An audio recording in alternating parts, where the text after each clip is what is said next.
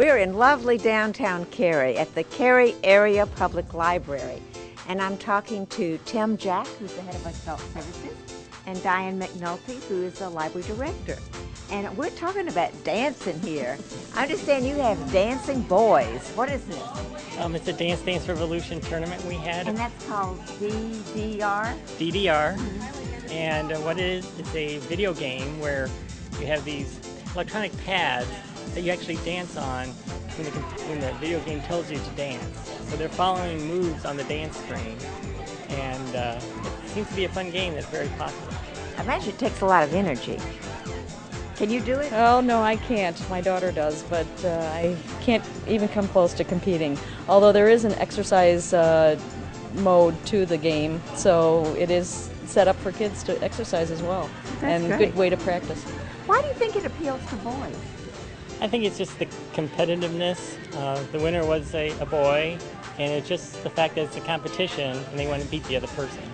And so it's like touching the lighted thing first? Is that the competition part? Well, the competition is you get points scored, how well you do, and whoever has the highest points per round advances to the next round. Oh, I see. And so that's what this was. It was a true competition. Yes, it was. And we had double elimination and kept track of the names. And as Tim said, we had a prize at the end. What was the prize? The prize was a memory card storage device for the PlayStation. Oh, okay. Now, did you have special equipment for this event? We did purchase some dance pads, and we used our regular video projector along with a PlayStation, and that's pretty much the equipment that we started with. We borrowed some of it, we bought some of it, so it was a relatively inexpensive proposition to start with. Are the dance pads really big? They're about 3 by 3 feet, I think. Okay. Is about how big they are. Last year I saw some boys actually in a video arcade doing this.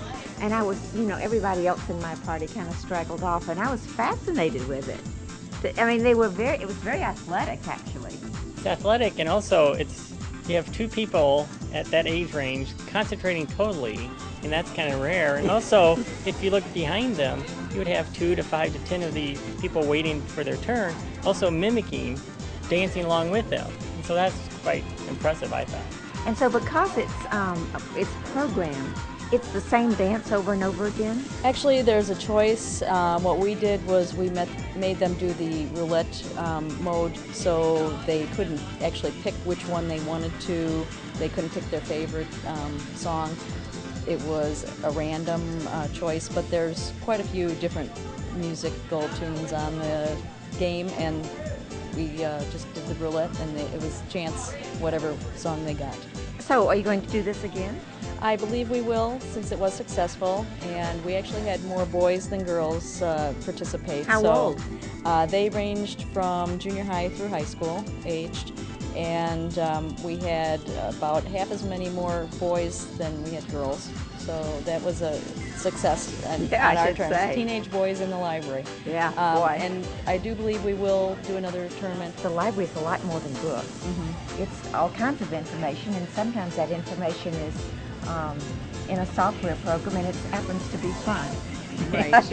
And we encourage them to have fun here. Yeah. It's just, this is a way we can do it where they can be noisy. Sure. And not bother anyone else.